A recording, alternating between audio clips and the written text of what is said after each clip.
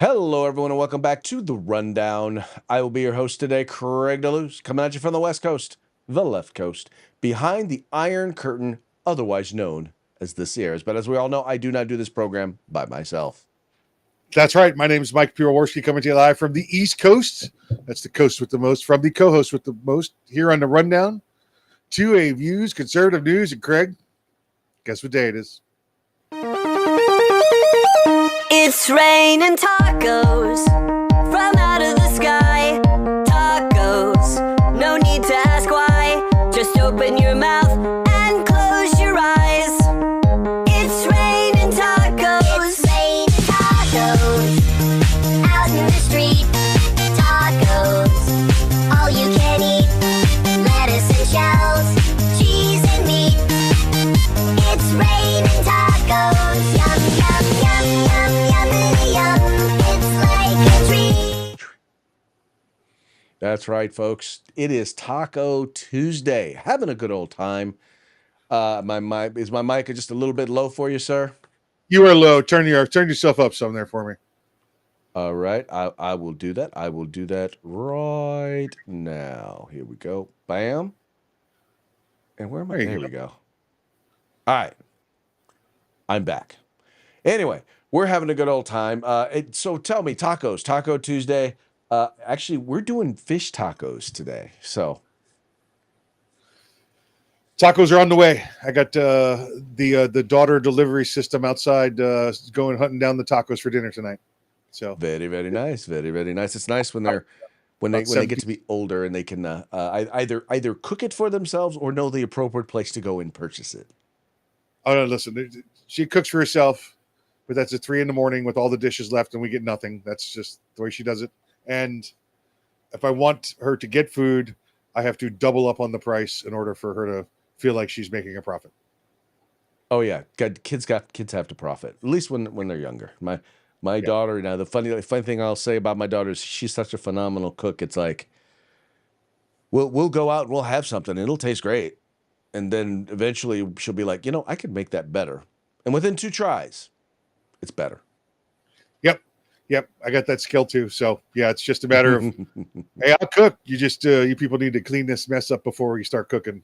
That's I'm more the cleaning up the mess person. I could do that. I clean up my own messes. It's just when they want food, and they've left their messes for previous meals. Well, see, that's the thing. See, when I do cook, I clean as I cook, right? Yeah, I mean, in most cases, best I can. You can at least run the water in the big pot so that at least it's real easy to clean and scrub when you're done at the very end. But I'll utensil stuff like that, I'll wash them as I go, just because I don't want to have a big mess to clean up at the end. Yeah, no, I'm the same, and I try to keep up with the cleaning. It's just if you give me a 5-burner stove, I've got 5 burners going at the same time. Oh yeah, and I will mess up a bunch of pots, which is also why I do it, because I'm like, okay, yeah, that pot was too small.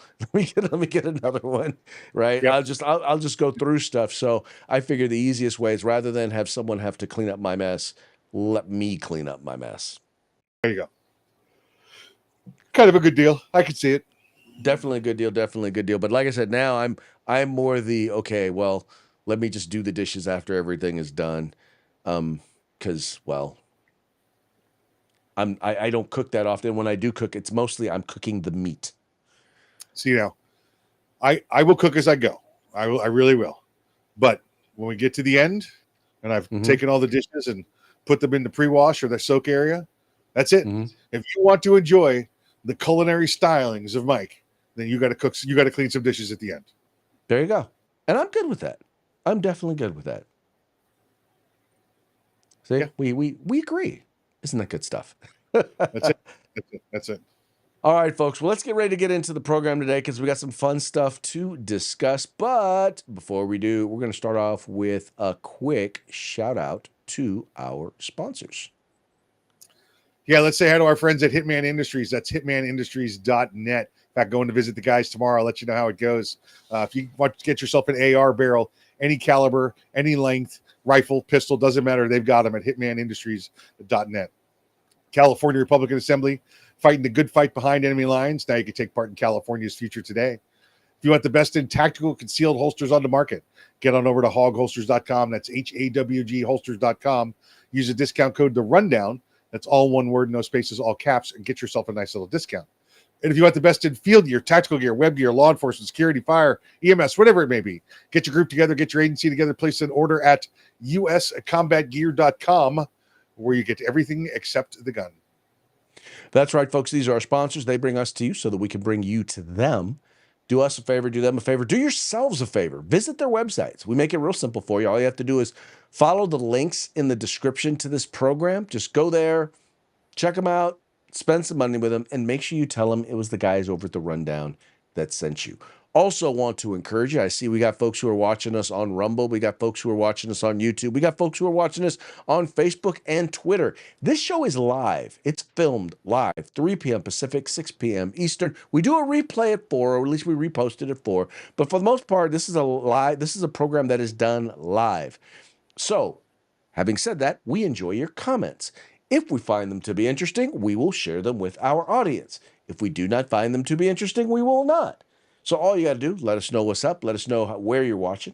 Let us know what you think about either what we're talking about or about the show. You don't even have to agree with us. All you have to do is be interesting. But just know that if you do disagree, we do reserve the right to mock you. Oh, wow. Is that a mockingbird? Man, is that a mockingbird? Is that a mockingbird?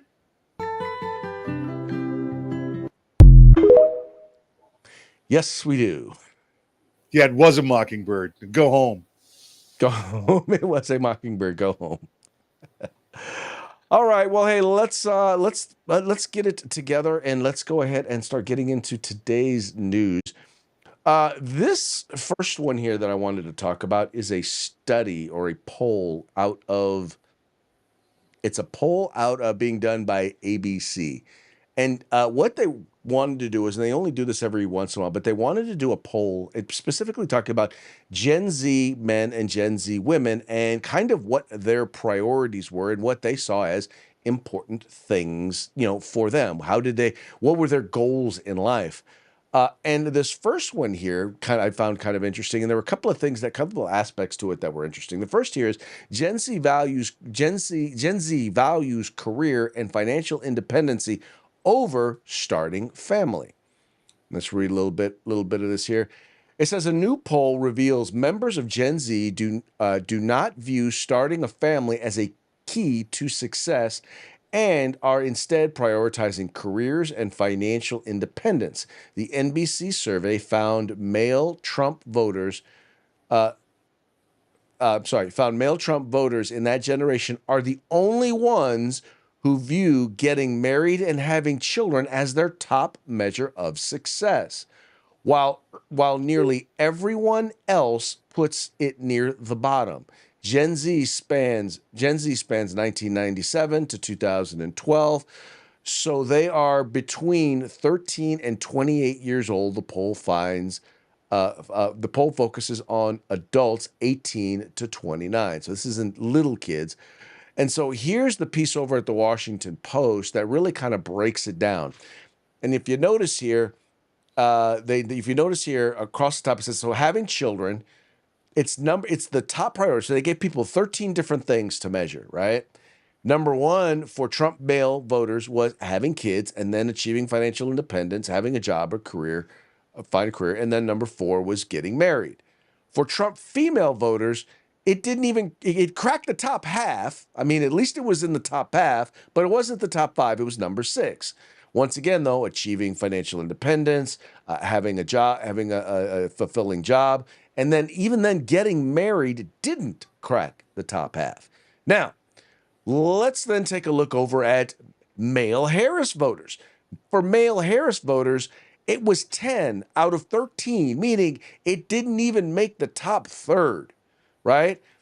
Achieving financial independence, which basically means they probably just want to live off the government. It made the top 5 at number 5. And then having a job or career that you find fulfilling. And then here for women, and this is the dangerous one. Think about this, because think about how young women broke overwhelmingly. Single young women broke overwhelmingly for Harris, 12. In other words, only fame and influence ranked lower on their list than that. And guess what was just above that at number 11? Being married. So now, Mike, here's the thing. And this is the reason why when I talk about this, I was like, when I say that, said in the title of this, I said it was at a tipping point. Because Mike, if you do not have young people, men and women in a society getting married and having kids, what happens to that society? What's happening now, right? The breakdown of the household. No two-party parent system to take care and raise the child while another makes a living. You lose that either that father or mother's influence that you may have had in the household before. Well, but Mike, it's even worse than that. If people aren't having kids, you don't have a society. You don't have a next generation to continue a society. I misunderstood the question then. I thought you meant Okay. what happens when you have a single family household. I thought that was your question. Oh, no. I'm talking about the fact that literally in all of these groups, I mean, it seems like only the male Trump voters have as a group in general, hey, having kids is a number one or at least a top priority.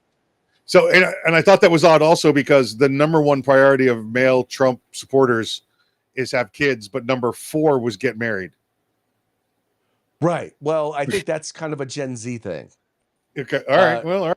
Okay. I think that's kind of a Gen Z thing because, well, I part of the problem is they might be looking for a dog. Is what they're looking for. Well, part of the problem though is that you have so many Gen Z women that are breaking for Harris that have these, quite frankly, I mean, according to this, I'm not saying all, I'm not even going to say most, I'm going to say, but a huge number, according to this poll, their values are so messed up. Maybe you got these guys thinking, I don't know if I really want to marry that. Okay. So if the answer is their number one choice is to have children with a conservative woman, yes. Okay, there you go. Yes. That's number one. I'll give you that. Yeah. Because you don't want to have a kid and then she comes out and she's like, equal rights, no nukes, and you're like, craps, damn it. Well, Mike, the thing is, and we've seen polls, we've talked about it before, how young women seem to be breaking more to the left while young men seem to be breaking more to the right. And it's a situation where, in particular, if you are a conservative male, you're probably looking for somebody or looking to spend time with somebody who shares your values. And they've even done now, one of the first questions that get asked by young people when they're dating is, well, what are your politics? They want to know what their politics are. Are they Republican? Are they MAGA? And the people on the left seem to have this belief that there is a difference between, well, people on the left and people who are hardcore MAGA seem to think there's a difference between being a general Republican or being MAGA, or they think people on the left think that if you support anything Donald Trump does, you're hardcore MAGA and you're part of the cult. People who are MAGA believe if you don't believe everything that Donald Trump believes, then you're not really MAGA. In fact, you're left wing. So I just think that some of this is a perception thing. Yeah, it's I didn't get to see the full poll. I bet you and I probably could have reworded it a little bit better, but I think you're right. It's on the track of the priorities for the left and the priorities for the right are different. Yes, they are. And sadly, the priorities for the left result in an ending of society. And the funniest part is that it even adds to an ending of the society that they want. Because if you're going to have a social welfare system where the people who are working are going to pay for the people who are not, if you don't have people who are working, right? How exactly is this going to happen if you don't have people? Because here's the deal: if you don't have people, meaning if you aren't having children, you're not going to have people, and if you don't have people, how are you going to pay for your big government programs? Yeah, I don't know, the dog society. I have no idea how they would do it. It's scary, and here's the thing: to a certain degree, I don't just blame them, because we raised these kids, and these kids are. I had my kids relatively young, so my kids actually still qualify as millennials. but they're the very, very tail end of being millennial. The good thing about Gen Z is Gen Z does seem to be, they tend to be more religious. They tend to be more faith. They tend to be more conservative, and that's largely the males that are kind of breaking that direction. Um, so there are some good things about Gen Z, but they also tend to believe more in support the idea of socialism more. Yeah, yeah. Again, agreed. There's some minor differences. I'd love to, see the poll, and maybe you and I need to write one, because I noticed one of the other things was that they defined that majority. Excuse me, that the Gen Z folks were between the ages of 13 and 28. So they interviewed people between the ages of 20 and 29. Or 18 and 29. Well, because Yeah, they only did adults.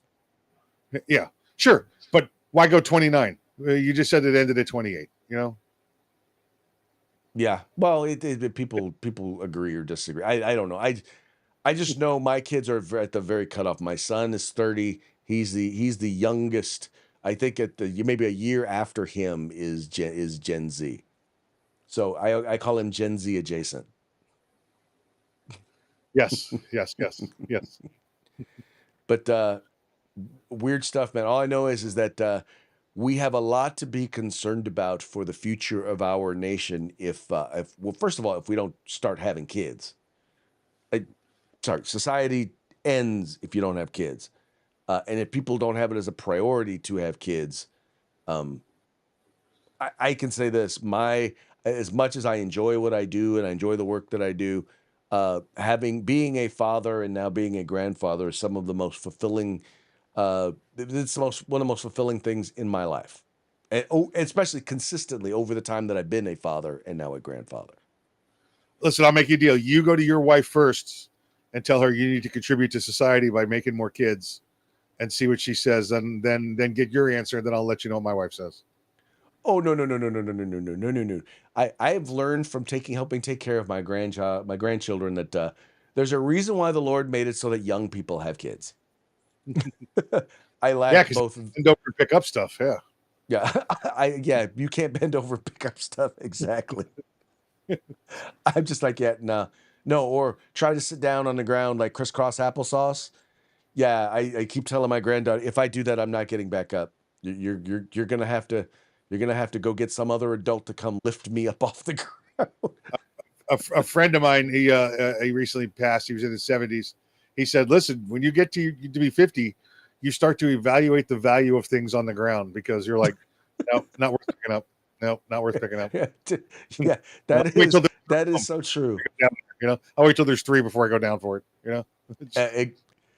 A truer statement has never been uttered. Let me tell you. Yep. All right. Speaking of the youths, National Report Card is out once again. They do this once again every few years, and let's just say this: our kids and our schools they're not doing very well. According to the U.S. test scores hit a damning new lows in math, reading since COVID closures. Nation's report card shows. It says here, the writing's on the wall if you can read it. Okay, that is a funny opening. Sobering national test results show more high school seniors are struggling with math and reading than at any point in recent decades, with Education Secretary Linda McMahon calling out a devastating trend Tuesday.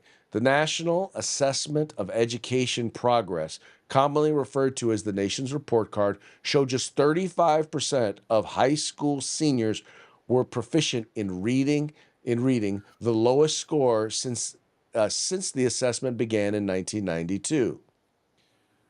The math score for 12th graders was even worse, with just 22% achieving proficiency, the lowest point since the current test began in 2005. Quote, American students are testing at historic lows across all K-12, McMahon said in response to the scores, which were extracted from tests administered to thousands of students in early 2024.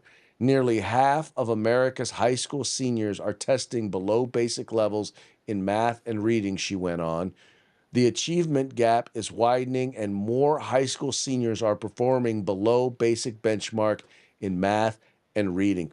And Mike, the frustrating part about this all is that we are spending now more money than ever on education in places like California, which always complained about being super, super low. But here's what's happening is that money as it's coming in, it's not going into the classroom. It's going to pay administrators. It's going to pay people who are producing this curriculum, and it's going to promote, let's just say, it's going to promote indoctrination. It's going to promote more state and federal bureaucracies than actually putting the money there in the classroom, because class sizes have not gone down, even though student populations have gone up and more money is going in, right? We're spending more money on education, but we're not getting better. And the funny part is that they're going to come back and they're going to say, well, we need more money. Yeah, listen, Greg, I don't think you could use California as a baseline for what they do with the money they get from the feds, because it's never going to where it's supposed to go. It's all going for illegal immigrant health care or something like that. It's anything other than where it's supposed to go. Is where the money that goes to California goes. The first thing I thought of when you were reading the article was that they said only 22% of 12th graders understand math, and I was like, wow, that's like a third. Well, but Mike, here's the thing: even in conservative areas and in conservative states, you have to be careful, because even there, you're seeing this once again. This outweighted. They're getting more and more bureaucrats, more and more of the administrators, and the money's not going directly to the classroom. Now you're starting to see revolts in red areas where they're actually taking a lot of that back, and that's been what a lot of the transformation that's taken place there. Right there in Florida is a great example. A lot of the transformation was taken over there, where they're basically, even though it's been red, they're having to take back some of this education establishment, because conservatives generally don't go into public education. So we're now in the process where we're working to try and take those things back. The other thing that happens is in education is we don't value what works. We value what's innovative. If someone can come and tell you, "Oh, well, this is innovative," right? Then that gets all the hubbub and the attention. Like for years, we taught phonics. Then we had this generation where they decided, hey, we're going to start doing whole word and whole language, which turned out to be a bunch of crock. Turned out to basically, we put out a generation of kids who can barely read, who can barely comprehend. And so now they have this new thing that they came out again, something new and innovative, and they're calling it the science of reading. Do you know what the science of reading is? It's phonics. Repackaged, repackaged. And it's like, once again, it works. I don't know why we get away from what works. Because it's not shiny and new. It's not exciting. That's why. And I can add to it. I've got I do a lot of volunteer work with youths and military programs and kids in that 16 20-year-old range. Half of them can't write. They can type. They can text. They can do all of that. But when you put a yellow pad in front of them and say, "I need 3 paragraphs," you better get your Egyptian hieroglyphics interpreter out to try and figure out what they're writing, because they have no experience at all in actually writing the written word. I have to admit, with the advent of computers, I've always had bad handwriting, and it's gotten worse. Now, I remember the best class I ever took in high school. I took typing my freshman year, and I can type, no problem. I can write, and I can write. I can even write in cursive. Yeah, I can write in cursive. Right? My cursive's a little slower because in government work it was all print work, but I could type. You and I took the class for it, but there's no need to take the class for it today, because they got a QWERTY keyboard in front of them at 1 year old. That they're using.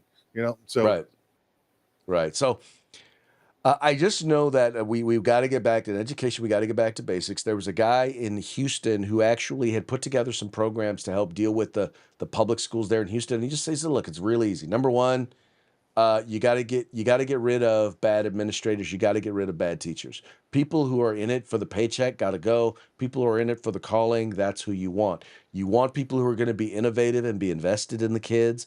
And you want someone, you need people working in education who are going to get parents involved and engaged. Not saying the parents got to teach, but the parents have to be partners with the educational system, right? They got to because I remember my parents both had high school diplomas.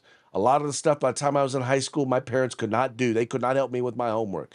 But I'll tell you what, if I didn't show up to class, my parents knew about it and they handled it. Yeah, very true, very true. It's difficult, like you said. Florida's done a reversal on it. They've allowed the liberals to take over the administration and schools and public school systems. And we both know that the liberals and Democrats believe it's okay to reroute money and steal and put it wherever they want to put it. And in Florida, they've identified those that have taken the money out of the classroom and put it in their own pockets or put it elsewhere. And they've either fired them or taken the money back or put them in jail, because that's what you've got to do. If all of a sudden it's okay to siphon off 50% of the funds, so you got a nicer office in your own bathroom, and my kid's still reading in a textbook from 30 years ago, that's not how it should be. It's not how it should be working. Exactly. So anyway, so we got kids, and by the way, you want to know why kids don't want to get married and to have kids? Why they don't understand the basics of values and things like that? It's because they're not being properly educated by our educational system. So That's right. maybe we start educating them right. Maybe they'll start getting their priorities right. Who knows? Yep. Got to go back to teaching real life world skills. There you go. I love this one from Washington Free Beacon. FAFO, Israel strikes Hamas leadership in Qatar. Now, the funny part about this is like literally, now mind you, this was after they were like, okay, they continue to take credit for October 7th. And then when there was the bus attack, they took credit for that as well. So Israel decided, you know what? Okay, you're going to mess around and find out. Let's do this. It says here, Israel on Tuesday morning launched a surprise airstrike on Hamas leadership inside Qatar, targeting four of the terror group's senior leaders, including Chairman Khaled Mashal. The operation came 2 days after President Donald Trump warned of severe consequences if Hamas rejected a U.S. brokered ceasefire deal. And soon after, Hamas did just that. The IDF confirmed that it conducted a precise strike targeting the senior leadership of the Hamas terrorist organization in the early morning hours around Doha, where the terror group's senior leaders have long lived in luxury. Israel aimed to eliminate Mishal and his top aides, including Hamas finance chief Zahir Jabari, Politico member Nizar Adwala, and deputy chairman Khalil Al-Wani, who held talks in Doha with senior Iranian officials earlier this week. It is unclear at this time which officials were killed, which Qatar Interior Ministry said hit a, quote, Hamas residential headquarters. Now, I think this is appropriate largely because Qatar has basically been pretending to try and be a middleman in this. But let's just put it this way. These folks are living in largesse there and under the protection of Qatar. And I know that with the precision that the Israelis have to be able to do these strikes, largely they got from us. I just think that Qatar is very, very angry about it. But I'm like, who cares about them? Yeah, listen, it's a war. I don't care what the left wants to say. I don't care what the pro-Palestinian people want to say. It's a war. It's Hamas versus Israel, and the way you win a war is by killing the enemy. I listen, whether they're hiding in Qatar, Doha, or in Euro Disney. I don't care. You find them and you kill the enemy. It was General Curtis LeMay, who was one of the was an Air Corps officer or bomber in World War II, and then an Air Force general in charge of the Cold War bombing in Vietnam. And he said, if you kill enough of them, sooner or later they'll stop fighting. And well, that's what you have to do, and that includes their leadership, and that's what they've done. So good on them. Well, it's even more important that you kill their leadership, because they're the ones that are making the decisions. And see, as long as those are the people that are dying, then they don't care. But as soon as we're the people dying, maybe we need to take a look at this whole, ceasefire thing. That's it. I agree. Anyway, and once again, here's what I will say about this. The number one thing about this is we didn't have to do anything. We just had to let Israel do their thing. That's right. It ain't hard to figure out. Stop messing with us, man. Stop messing with our friends. And a lot of times it's like we're not telling you to stop messing with our friends because we're gonna do anything. We're telling you to stop messing with our friends because they're gonna beat you down. That's FAFO. Yep. Because our friend is off the leash. He's ready to go. Our friend is off the leash and ready to go buck wild on you. All right, this last one, once again, did not surprise me. I wanted to do this story for a few days, but I wanted to make sure that we cover this because we all know that folks in Hollywood, in particular folks in sports, and people who are like, let's just say the woke left, they're into their thing, right? They're into their wokeness. Now, LeBron is into this stuff for a very, very different reason. LeBron is into promoting China because that's where all his sneakers are made. And he has to protect his business empire and make sure that he's got little Uyghur slaves making his tennis shoes. Anyway, it says here, our Chinese friend, this is from the Washington Free Beacon, our Chinese friends, LeBron James writes op-ed for CCP mouthpiece involved in propaganda campaign to deny Uyghur genocide. It says here, NBA superstar LeBron James, fresh off a tour to China to promote sneakers as part of his $1 billion Nike endorsement deal, touted basketball as a bridge between the East and West in an unprecedented essay published by the Chinese Communist Party newspaper People's Daily. James, a forward with the Los Angeles Lakers, said he has been deeply moved by the hospitality and friendliness of our Chinese friends during the 15 trips he's made to China in his professional career. He praised China's basketball scene and pledged to contribute to the development of Chinese basketball. Quote, I also feel a deep sense of responsibility to promote sports exchange, wrote James, who is believed to be the first NBA player to write for the People's Daily, the CCP's official newspaper. The essay marks a public relations coup for the CCP, which spends millions of dollars a year on propaganda to promote so-called people-to-people exchange between China and Western nations. People's Daily, the largest newspaper in China, serves as a clearinghouse for such propaganda. It plays a central role, for example, in the CCP's campaign to deny Uyghur genocide in Xinjiang. Now, this is one of the reasons why I will continue to say as much as frustrated as I am with Major League Baseball and with the NFL and some of the woke things that some of the people and some of the decisions that are made and the things that they do.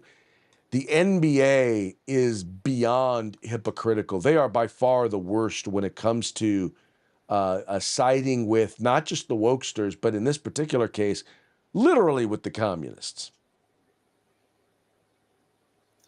Craig, I was trying to see what the GOAT said today, and he said they miss one shot and they can't seem to ever make one, and that's why there's clutch genes in basketball today. By the way, when I say GOAT, I mean Michael Jordan. I don't know who this other guy is. You didn't even have to say it. Yeah.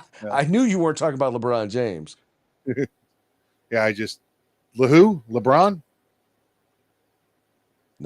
No, and it's like I said, revoke his visa to come back. Let him stay there. Well, they won't because there's too many people here who value him and his financial contribution to the United States.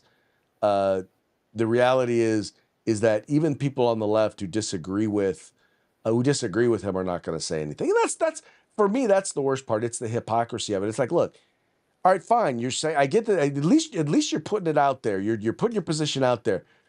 But to act like, can you defend it publicly? Why don't you? Since you want to be out there and be a part of the debate, have the debate. There are plenty of people in the NBA who would disagree with you, would have that discussion with you publicly. But you're too scared, LeBron. Yeah, that's why he's a flopper, right? Because he's afraid to get hit. Exactly. Well, he's an intellectual midget. Let's just be honest. I mean, dude has been he is a great basketball player, no doubt. He's not the greatest, but he is a great basketball player, and all of his fortunes has come because he's a great basketball player. If he didn't play basketball, I doubt he would be. No one would give two cents. Wouldn't care a lick about what he has to say. And even with that, the fact that he is a basketball player, I don't understand why that qualifies him for anybody to care what he has to say. I wouldn't even say he's a great basketball player. I'd say he's above average. And the reason he has such good stats is because of his longevity, because nobody's hit the guy in 15 years. Well, we'll just have to agree to disagree on that one. I always know you're a LeBron lover. It's okay. I'm definitely not a LeBron lover. I am offended that you would accuse me of such a thing. Well, I mean, I see how you want to stand up for him. It's okay. No, I don't want to stand up for him. I really don't. Anyway, on that note, moving right along. Now is the time for our parting shots. Parting shots are brought to you by Hog Holsters. Just go to hogholsters.com. Use the discount code The Rundown. All caps, no spaces, one word. Get your Hog Holster today on discount. All right. Now, Mike, I didn't get a chance to get your perspective on. I don't think we had a chance to talk about the lady who took the ball from the little kid. Did we have a chance to talk about that at all? I don't think you and I have talked about it on air, but I just, Karen's running amok. That's all I can say. I can't wait till they finally identify her so they could ruin her life, Well, you know what? You would be surprised because they've actually done that. And they've actually found there's a video they have where they do a little bit of her backstory. And I'm going to share that video with the audience right now as part of our parting shots. She was born with a complaint form in her hand. She's been divorced more times than she's been married. She doesn't leave tips. She leaves suggestions. She steals baseballs from 10-year-old kids and then complains about how spoiled kids are these days. She is raising her kids to be Reddit moderators one day. Her voice hasn't dropped below 85 decibels her entire life. She once won an argument with a manager at a restaurant she wasn't even eating at. She calls the cops on kids' lemonade stands for not having a permit. She actually changed her name to Karen. She asks to speak to the manager before the store is even built. She gets the same haircut every week and still complains to the manager about it every time. She wears a mask in her car, alone. Her Yorkshire Terrier dog has the same Karen haircut as her. She once asked to speak to the pilot, mid-flight. She once called the fire department because her neighbors were having a cookout. When she walks into a store, the staff call the manager right away without her ever saying anything. She gets in fights about spot stealing for street parking on streets she doesn't even live on. She is the most Karen woman in the world. I don't always drink, but when I do, I become everyone's problem. Stay outraged, my friends. That's her. It's definitely her. Please find us. Now, I have to admit that when I saw her, I thought that she had looked familiar.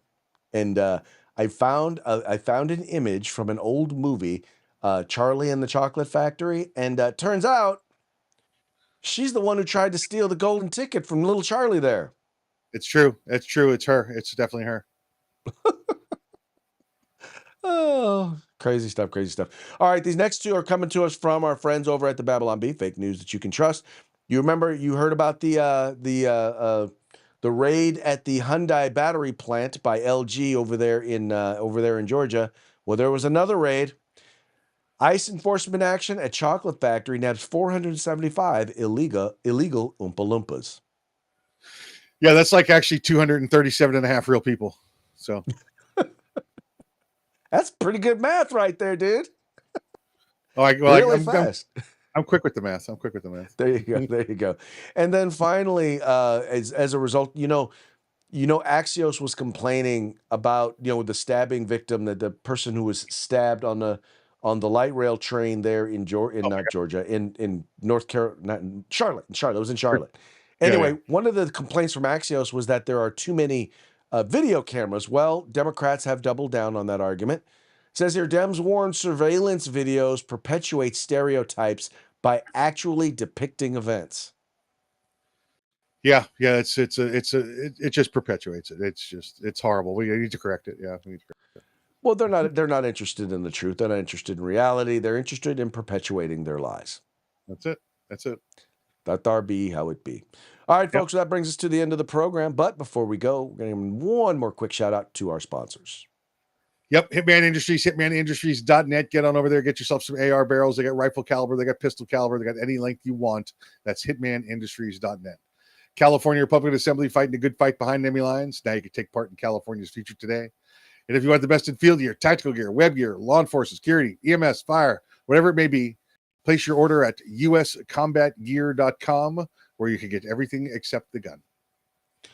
That's right, folks. Once again, please take a moment and visit our sponsors by following the links in the description to this program. And with that, we're going to go ahead and call it a day. We appreciate you tuning in. We appreciate you liking and sharing the program and encouraging your friends to do the same. We will be back tomorrow on Hump Day. Till then, y'all have fun. Stay safe. We will see you mañana.